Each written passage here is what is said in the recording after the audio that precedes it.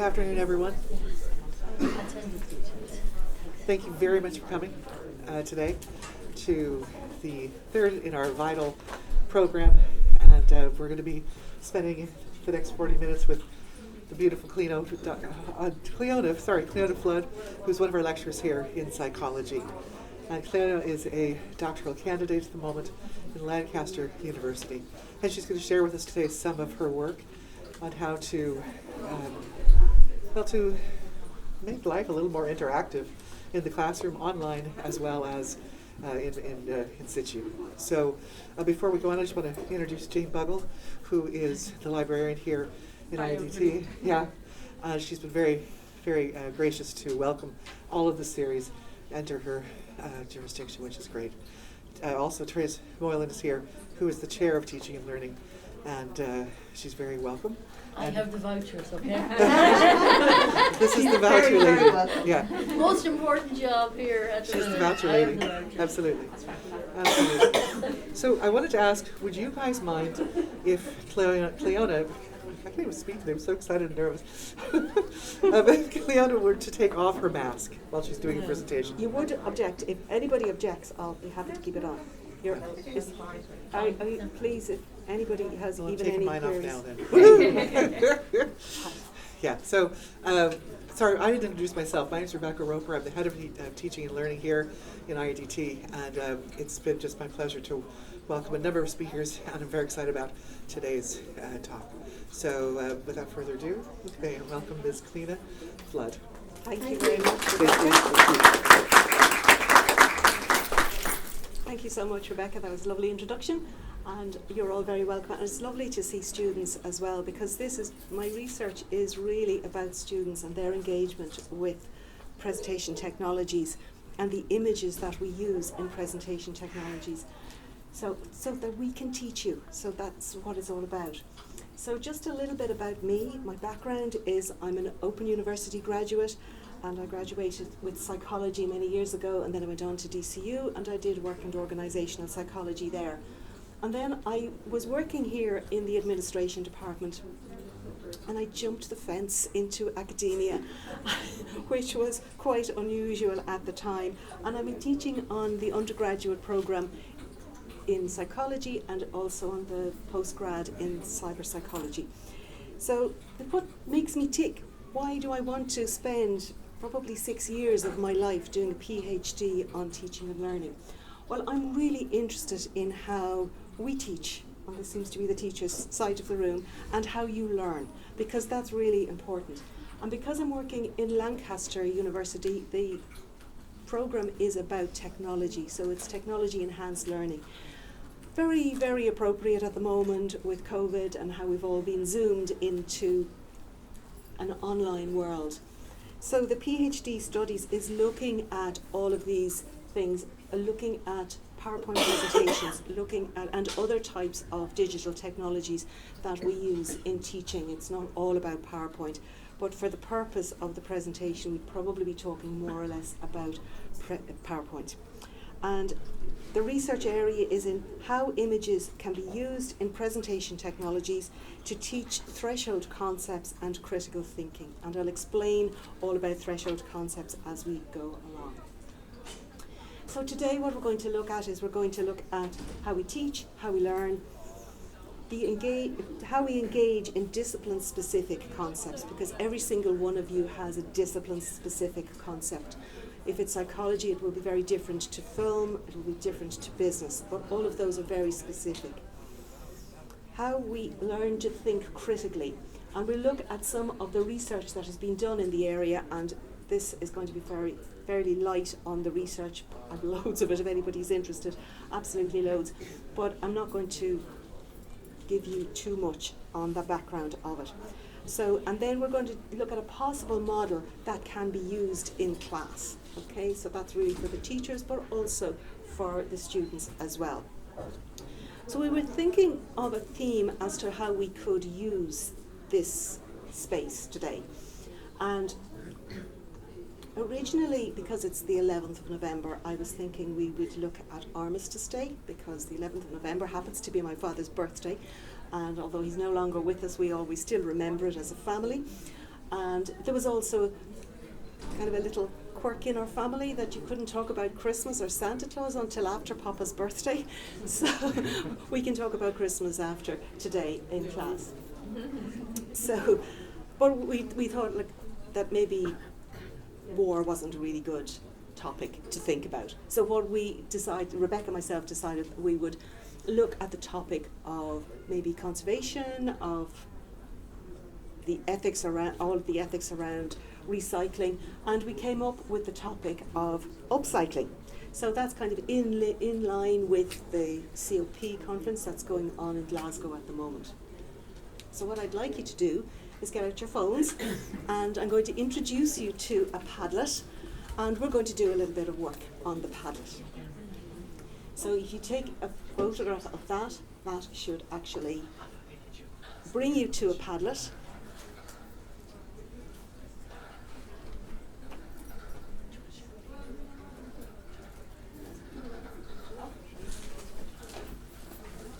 Are you able to get it?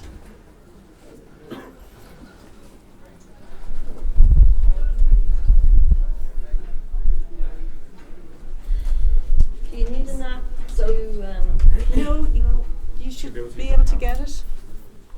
Just take a photograph. Can you get it? Do you want me to bring it back? yeah, mine? No problem. I just wanted to make sure. I think it's because of the. Oh, is it? There's a light. Oh, there's the light. Yeah. It doesn't want to register. Last time I did this. Sorry, I must be really. You can come up. Come closer, come closer. Sorry, guys. No, I need this right back as well. Give you the web. Oh, it had it there. We did get it that time. No.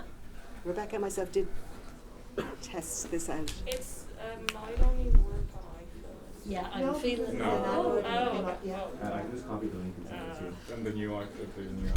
Yeah, no worries. I'll just pop it in the for your chat. Yeah. You're welcome.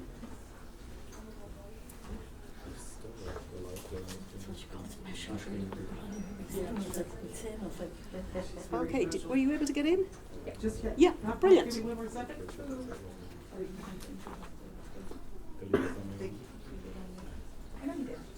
Okay.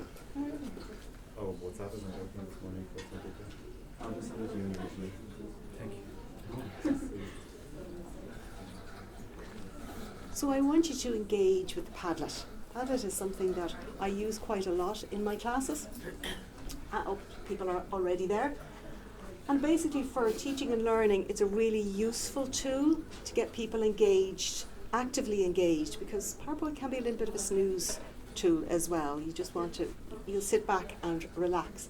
Whereas if we're engaging with the technology, we're learning about the various different topics. So just play around with that for a couple of minutes. What do you understand by upcycling? So I'd start a class by asking the students what do they understand about a particular topic, and then maybe find a definition of what that topic would be. So you'd go to Google or you'd go to one of the academic journals and you would find a topic. And then you'd start to find a couple of images to see. And this was one that Rebecca found last week, which happens to be a pair of jeans that has turned into a peg basket, which is kind of a nice way of using your old jeans or your old shorts. So it's a fun way. Padlet is totally anonymous. You can get people to put their name in if you want. So there.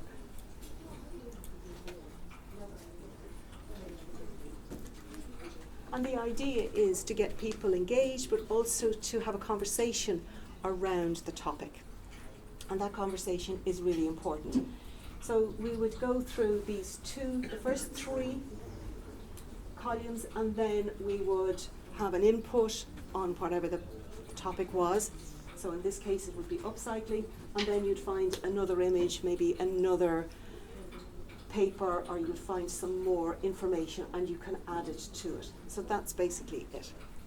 So they're good fun, and I have a couple of examples of Padlets that my first years have done, so I'll show those to you later. Okay, are you all happy that we move on? Play with this one. Are you playing? Oh, here's the pictures coming in. Okay, so have we got any more pictures? So you can click on the plus button, and then when you click on that, oh, here we are. Oh, lovely. Oh, fabulous. So we all have to do something in our world to. I'll leave it there, you can play with it if you wish.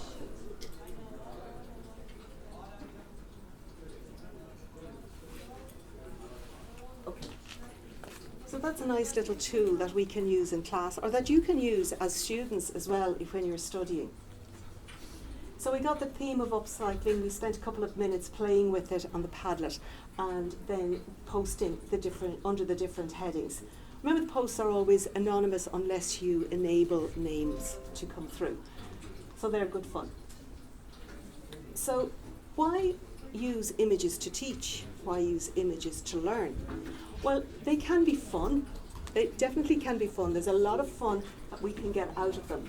They can be distracting, so there is a downside to using an image in class. They can be very distracting. And as one of my participants said, I was looking at the image, I couldn't understand what the image was, and then I missed what was going on, which is a shame. So we really do need to be careful that the images that we choose for teaching are specific to the topic and are not too difficult to process. There can be a novelty element to them as well, but they can be really informative and they can be very rich. They are a break from text, and we have to keep it in mind that not everybody wants to be listening to a lecture or reading a PowerPoint slide all day long. In fact, most people don't really read the slides. They're there as a guide on the side. And as teachers, we need to think about that as well. They can be a point of discussion and a point where people can engage. So you pop up a really interesting image and you will get students engaged in discussing what's this all about, what's there, what's not there, how could we change that, how does that relate to the topic that we're talking about. So it can generate interactivity even with a PowerPoint slide. So it can be very useful, particularly for students whose English is not their first language. It gives them an idea of what we're talking about really quickly, and they can link in to what we're talking about. So also students who have dyslexia and possibly even ADHD, where it will help to refocus the student on the topic. We do have to watch out for students who have visual impairments, because obviously they're not going to get as much value out of an image as a sighted person. But what is in PowerPoint now, there is a tool that will actually read the images for you. You have to actually, as a presenter, you have to put that information into it.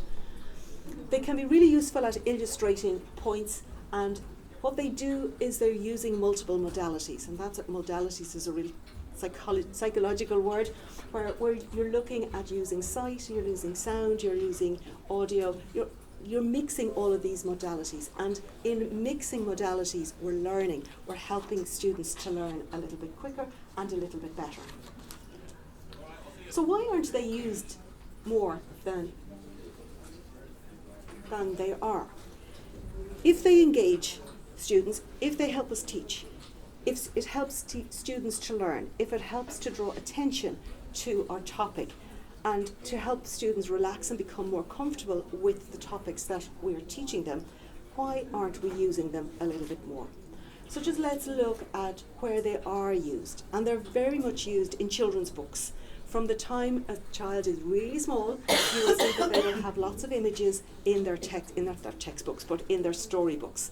And then we have comics. And then as we move into early school and then into the later years of primary school, we find that there is more text. So as we go through our education, we are finding that there's less and less images and much more text. So text starts to take over.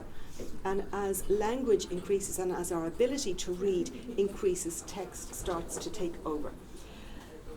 So we also have to consider that when we're publishing, and many of us here have published, that images aren't really encouraged by publishers. For some reason, they're not encouraged. There's lots of images that are useful in children's books, and maybe it's to do with the volume of books that are produced, but certainly in academic books, coloured images are not really welcome, and there's less and less of them in there. So by the time we get to third level, there's probably very few images around it, depending on the topic, of course. If you're in an art faculty, you will probably be using an awful lot more.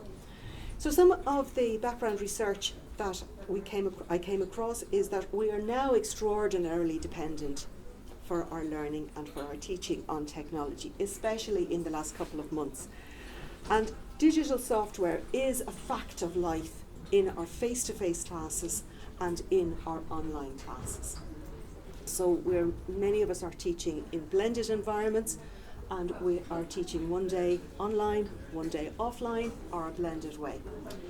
There is few researchers apart from Halliwell and Lakovic that have actually looked at how presentation technologies, for example PowerPoint or Prezi, can be used in teaching in a way that engages rather than puts people to sleep.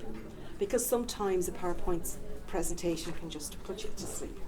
So they looked at that in 2017, and there has been a lot of work done on slideware and presentation technologies with multimodalities. So how we are using them to engage with different modalities such as sight and sound. And there's lots of links to cognitive psychology there. But technology, there has been very little done on images used in slideware to teach threshold concepts and to teach critical thinking. So that's my gap in the literature for me. And also the other biggest thing that I found was that students haven't really been asked about the images or how useful they find images in their teaching while they're learning, which is actually, when you think about it, students are constantly being presented with PowerPoints on a daily basis, and you know, if we don't know how they're learning, it may be just a total waste of time. So every piece of research has some form of a theoretical framework, and this is what I'm looking at. I'm looking at threshold concepts, critical thinking, and digital images. And the digital images can be any of the images that we would use in a PowerPoint slideshow. So they could be graphics, they could be any type of animation, they could be photographs. So it doesn't really matter. But it also could be the text itself, because text itself can be an image. And it could be the type of text we use, the combination of texts that we use in order to teach. So then I added in this whole thing, this area of threshold concepts. So what are threshold concepts? So, you know, we know things in theory, but putting things into practice can be really difficult. So it's all right to get it out of a book, but when you actually have to talk about it or do it, it may be a little bit more difficult. So no matter where we're coming from, we will all have a number of discipline-specific concepts that are relative to our particular discipline. So I just want to give you a couple of analogies. So the first one is a sports analogy. Now, I play tennis. Now, I wouldn't be going anywhere near Wimbledon, but I enjoy playing cardio tennis and I enjoy tennis lessons. Don't do a whole lot of playing games, but I love the coach, and he'll tell you, now, you stand like this, you put your racket like that, and your partner is covering you at the back, and you know, when the ball comes, you volley over. And that's all very well in theory. And he'd say, now, do you understand that? And I'd say, yeah, I do, I understand that. And then you go to do it, and you make a total mess of it. So that, you know, that's a sports analogy. Learning, it's kind of, the theory is there, and you understand the theory is very clear, but again, it's not so clear when you actually go to do it. Another analogy would be a personal type of analogy, where you would be, it's, say, for example, the journey to a marriage or a permanent partnership. And what's happening is we're transforming from being a single person to being a couple. And that transformation takes place over a number of months or years. So if we look at the partnership example, we have somebody, the courtship, we're going out, you're having fun, then you decide you're going to be a couple, you're going to maybe set up home together, and all of the things that happen. And then maybe you decide to make it a legal binding contract, and you're going to stand on the threshold. So before you have actually done that, you get engaged, and you're standing on pre-threshold. So you're out here in the liminal space, just out here before you go to the threshold. And then the marriage itself is the threshold. So then you go through to the honeymoon, and the honeymoon is where the transformation takes place. You go in on a Friday and you get married, and then you become a single person. You walk through that threshold, you become a married person. You come back from the honeymoon as a couple, and that is the kind of an example there. A learning analogy would be something like referencing. You know, Olivia was there a few minutes ago, and Olivia teaches referencing to our psychology students. And they know it in theory. They know how to do it. They know where various different, the commas go. They know where the years go. But actually putting it into practice is a whole different ballgame. And it is a challenge. So it's trying to translate the theory into the practice. Another example in that area would be a Word document. You know, we get Word documents in all the time from our first years and second years, and we say, this isn't formatted properly. But I have to remember that I've been formatting Word documents forever, and I know how to do them. And somebody coming in at 18 or 19, they don't have that experience. And I have to remember how difficult it was for me when I started to format documents. So what a threshold concept is, they're troublesome, they're transformative, they're irreversible, integrative, and counterintuitive. And Meyer and Land were the two guys who came up with this concept of threshold concepts. And they describe areas of knowledge without which a learner cannot progress, and which, when grasped, lead to a transformation in identity. And my own transformation in identity would have been when I came in from the administration side of the college and transferred over to the academic side. That was a transformation of identity for me, and it took a while for that to actually set in. Then, just to make life a little bit more complicated, I added critical thinking. And you've all heard of critical thinking, particularly the students. And that is an expectation of when you walk out here with your degree, that you will be able to think critically. It is a challenge. It's a challenge for many students. It's also a challenge no matter where you go. You still have to think critically, and it is really challenging for us to become critical thinkers. So images can help this. At least I think they can help this. So we have to, we're asking the question, how can images help students learn those threshold concepts and to learn to think critically, to blend the two of them together? And we can do this either in online, or we can do it in the offline situation. So the nuts and bolts of presentation technologies. Tufte in 2003, he said that PowerPoint, and he was talking about PowerPoint because that's what the platform was at the time, it's pushy, it's speaker orientated, it's commercial, and it minimizes information. It was developed not for teaching, it was developed for business. So it's a tool that has been used in the business world long before it was ever used within the teaching. For us as teachers, it can be conducive to control, and it's possibly a snooze button. So sometimes you're going to go into class and there's a great buzz going, and you start talking to your students and you're talking about various different things, and then you turn on the PowerPoint and that buzz seems to go out of the classroom like air coming out of a balloon. So Halliwell and Lakovic, the same paper that I was talked about previously, they said that there's minimal use of images in higher education used to engage students, which seems to be a shame. And Roberts in 2018, that was a gentleman that was here a couple of years ago, he said that engagement with multimedia as a learning tool produces better student outcomes. So the more things that we are bringing into the classroom, it's the variety.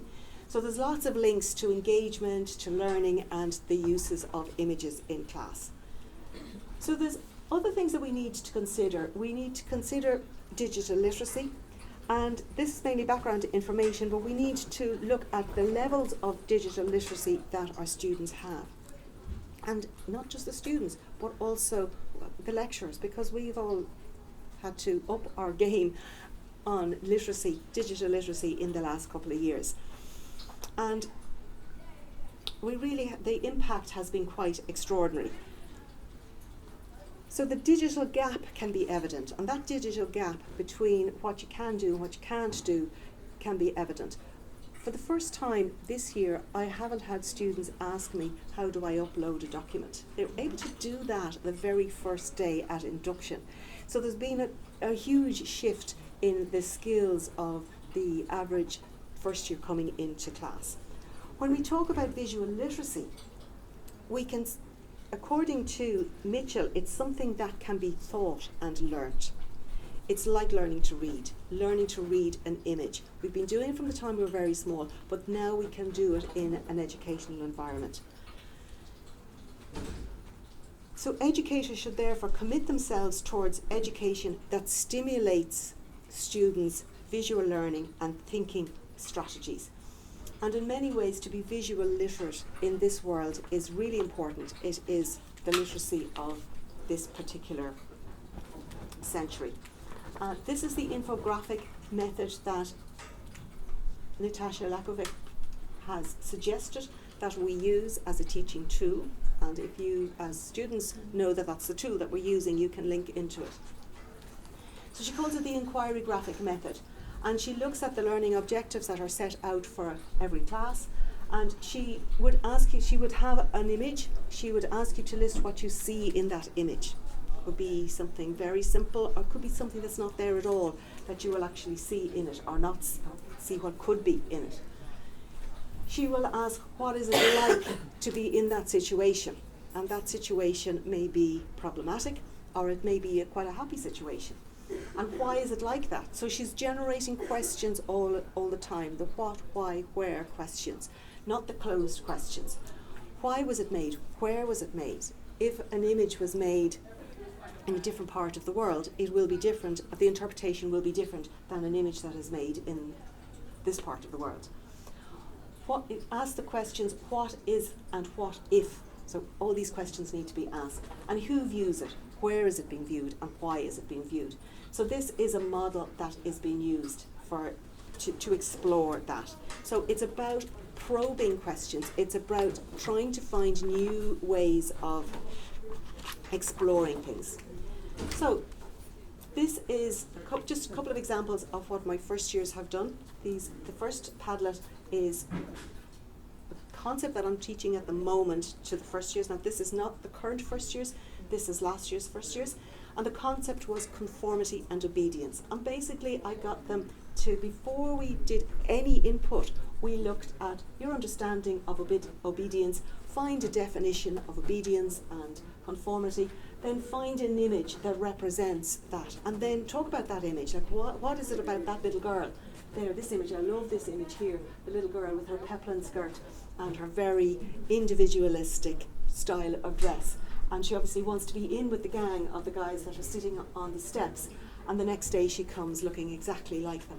So it's the lack of individuality, it's the conformity in order to be in the group. So there's lots of discussion that can be generated from that.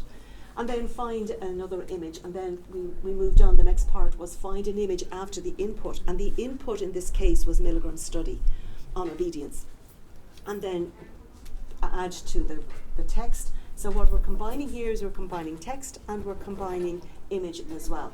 And I obviously asked the students, could I use the images for the presentation, and they said yes.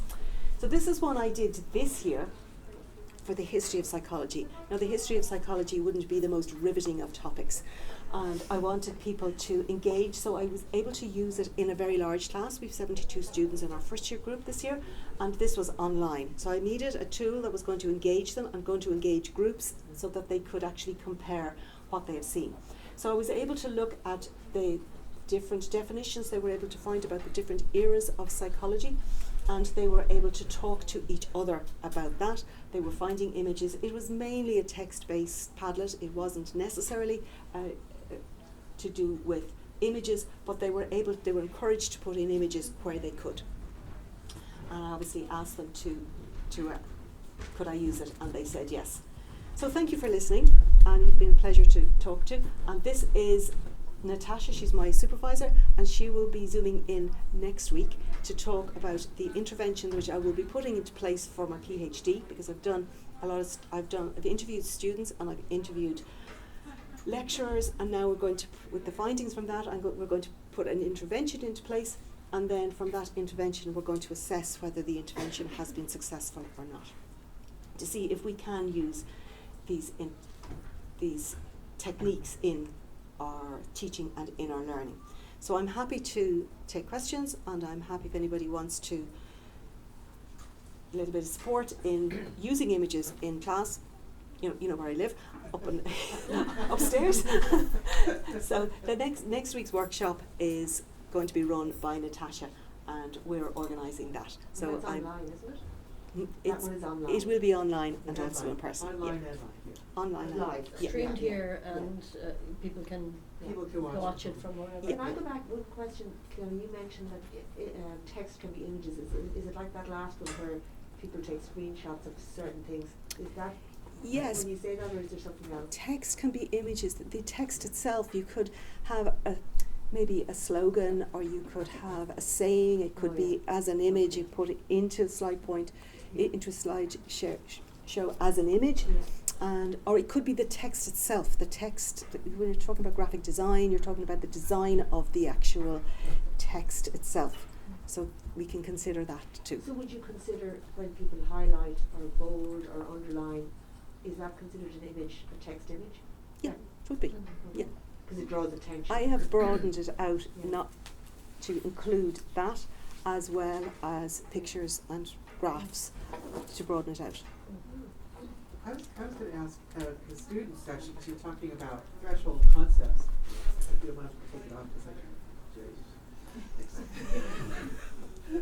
because threshold concepts. So it's really interesting because there's so many different disciplines represented in the room, with our lecturers as well as with our students. So I kind of wanted to go through and see if you can think of like something that you absolutely had to get before you could move on to the next concept, sort of, and something that you got that actually went aha, you know, that Satori kind of The whoa. light bulb moment. Yeah, my brain is open. Yeah. Yeah.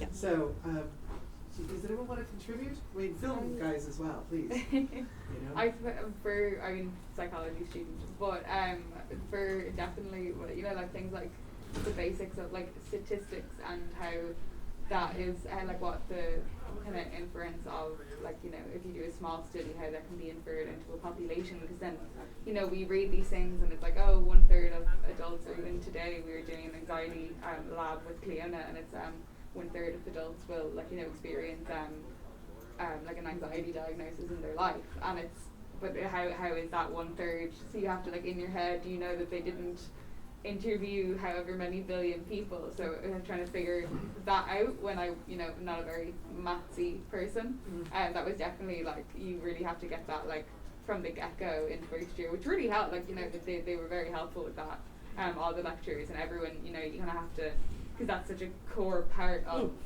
it's in every part of psychology. Yeah.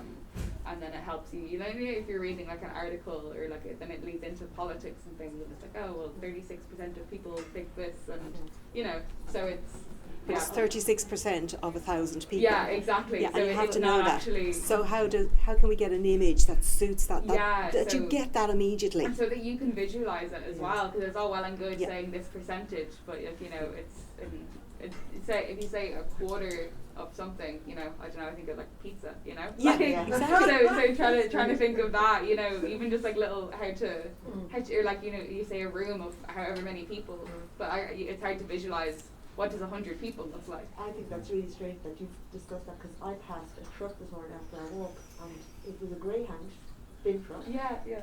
and they claimed on the side that 900,000 Dubliners are using Greyhound, and we should all go across. Yeah. And I did exactly what you've just described. I thought, 100,000 people. Yeah, you're like, how much is, How because do you they wouldn't know think that many people are How do they in. know that? How Yeah. did they get that number? And then the whole way home, I deliberated on how many people are in Dublin, how many people is that, are they counting the households, have they made up those numbers? Yeah, and it's I like, don't how like does- that. And it's such a simple thing, just Yeah. on the side of a type of bin And truck. it was a like, text you know? image. Yes, Yeah. it's a text image, absolutely. Yeah. So we need to try, and not images are not for everyone, Yeah, yeah. and we have to accept that. Some people can't see them, so it's as basic as that. And sometimes we just choose the wrong image. So that the image has to be the right image for the topic. I So think there's a it was lot of really work. interesting when you described though in the beginning that you can tease out what the image represents. in order to make value of the image. So that you learn. Yes. And that's and the what you learn about the inquiry image. circle Yeah. that That Natasha had. Natasha does. Exactly. That's very that's given me food for thought. That's an Yeah. interesting. It is. It's a Yeah. very interesting. Yeah, it's an And interesting. sometimes, because we present an image, a lot of the times in her study with Halliwell, they weren't mentioned at all. Mm. They were just there. Mm. There was no use made of them, Yeah. and sometimes that's okay, but sometimes you have to actually make use of the image or otherwise why is it there? Yeah. It's not giving you any idea about the statistics. Mm.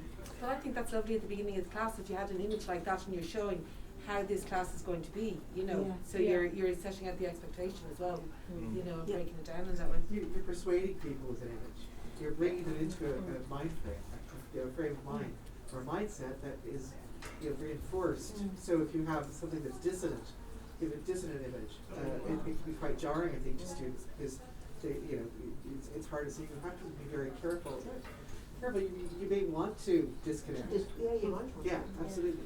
To But I think- disrupt, yeah. To disrupt. Yeah. Caroline's doing BizCom. I don't know if you want to contribute because I know topography is imagery in your world, isn't it really?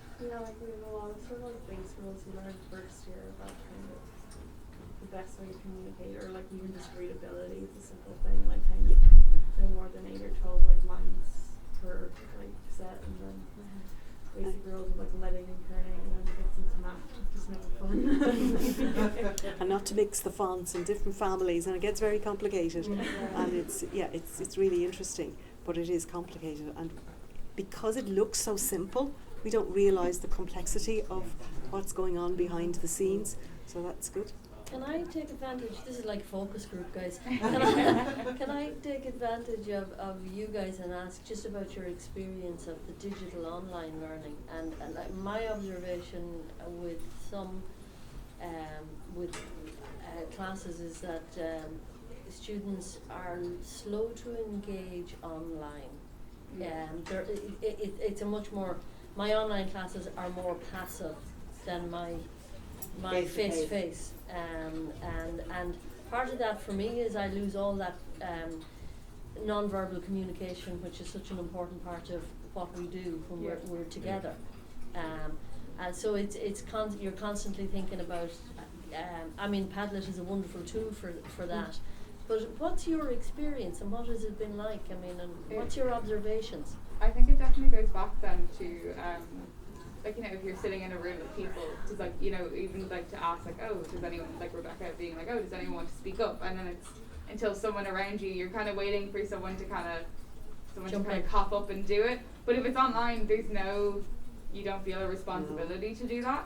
So it's very much like you're just kind of sitting, waiting. So that's why, like, you know, kind of using interactive things like Padlet or like, you know, just different kind of things like that that you can add to. I actually really like the idea of adding photos to Padlet. I think that's pretty fun. But it's definitely, I suppose it's the social. Yeah, it's interesting. You It's the don't feel a social dimension. responsibility Yeah. to do anything. It also feels so much more formal when you're kind of Yeah. online. Like It's when- more formal. Yeah. like Oh, when that's I'm on- interesting. Yeah. Like when we do presentations in BizCom, we're all like crowded into that tiny Mac lab up there. So like it's not like even the teachers in front of us. Like we're all kind of like around. Like some people are like standing, some people on the ground, and there's sort of like just like chatting away while sitting down at the laptop or whatever, Yeah. showing us the screen. But when we're like online, like kind of like it's like all of us in silence and then them just talking, and then like you're like even when they ask a question, like I'm always like hesitant to speak. There's like if you're in a room, you can kind of tell when someone's getting ready to talk, and then you'll speak over them. But then you'll just have like 3 people, so everyone's just like, well, I don't want to be speaking over anyone. So then everyone's just in silence. It feels But like does you're a it- speaker at a conference. Yeah. Yeah, It's but very formal. Very yeah, formal. does it? But does that? You know, the fact that you feel that. Does knowing that not prompt you to say, well, someone better say something? No. No, it's No. interesting. It's very interesting. Yeah. Sometimes, especially if it's a smaller class. Yeah. But if it's like, you know, a class of like the first years coming in, your class of 75 first years, they're not gonna. Yeah. I assume that there's not going to be many that are going to take the jump, especially because you're speaking in front of 75 people. Yeah. Whereas if it's a lecture hall you kind of know once you say something, the person beside you will be like, oh yeah, and Yeah. agree with you. So or it's the snowball add to your- effect of Yeah, of so you're the waiting conversation. for that to go. feedback from the people around you who are nodding, there's movement. Yeah, there's so, some so response. you feel more confident in Yeah. your answer, you Yeah, know. and speaking Because to it's the really team. hard to read the room online. Very. It's very, Do you know what I mean? it's hard to read the room. God, much it's easier soul to read the- destroying sometimes. Yeah. On the other side of the thing, Yeah. you She's just looking for empathy here. But it's a very different experience, Oh, yeah. and Very, yeah. you know. Well, what about the text boxes though? I mean, do you feel comfortable putting something in the chat?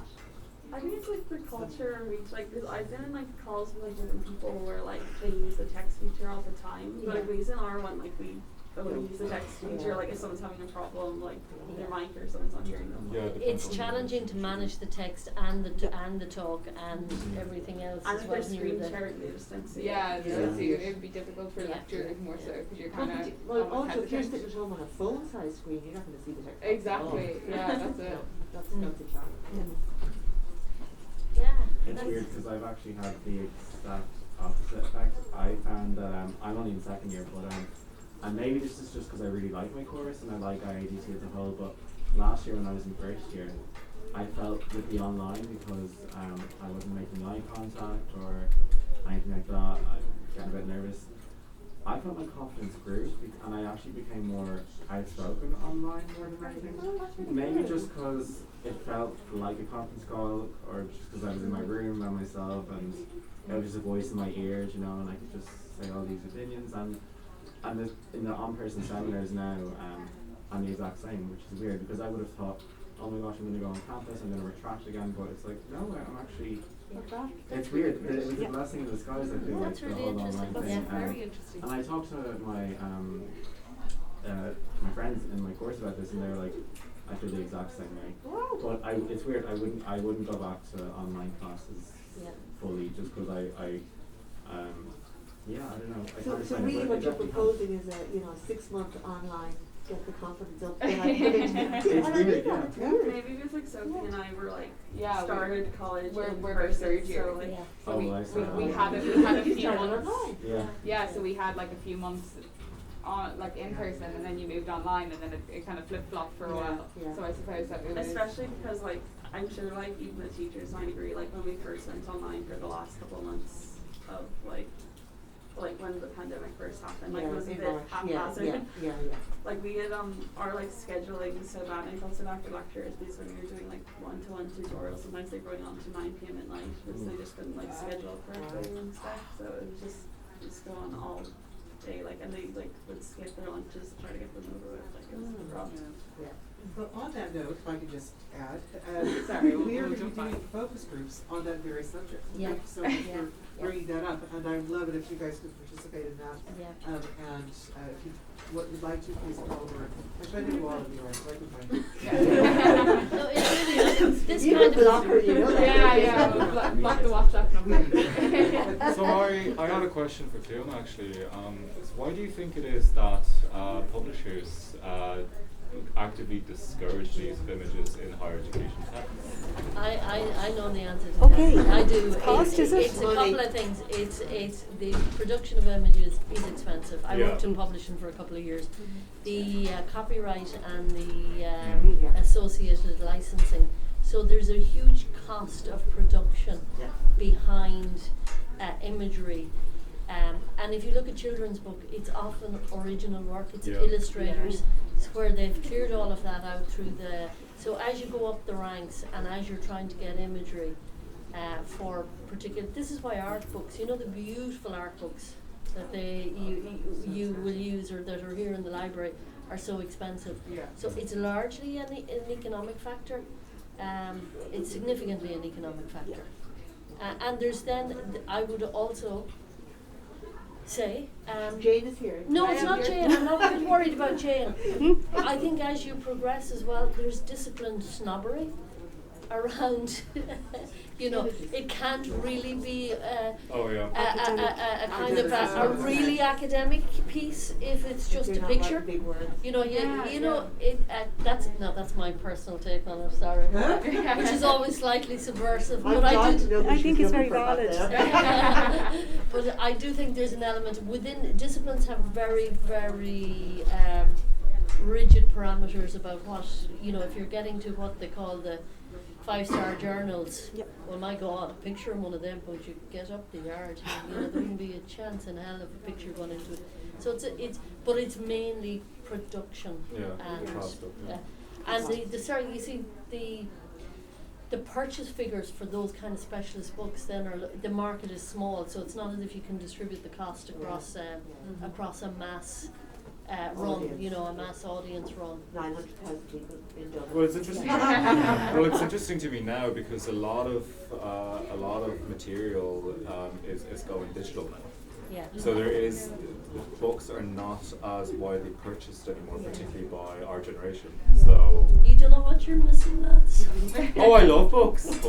Oh, I do, yeah, but But things like, and plus the fact that textbooks are so egregiously Oh yeah, expensive. they are. Yeah, and that's part of it's great having them online, to be honest. And most of it isn't the cost of ink and the cost of image and the cost of it. It's Yeah. There's Although, another thing intellectual that's, property. a kind of growth of multimodal publishing Yeah, as well, yeah, where you've got that is- videos embedded and you know, Yeah. like really exciting kind of. Would you look at that, pedagogy. Cliona, like the inclusion of videos as well, or just pretty much? I'm not really looking at the inclusion of videos, but Yeah. Natasha has another student down in Athlone Oh, cool. in the AIT, and she's looking at videos Lovely. and TED Talks, and Yeah, that's very so interesting. she's semiotics is her area of research, and she's also a psychology graduate, so she's an interest and a huge interest in teaching and learning, which is really Sorry, I good. didn't mean to cut across No, no, no, you. very interesting. Yes, we will. We'll continue the conversation, and I must Over thank lunch. over lunch exactly. Cliona, thank you so much. You're welcome. I look forward to seeing you all at our next event, which is tomorrow.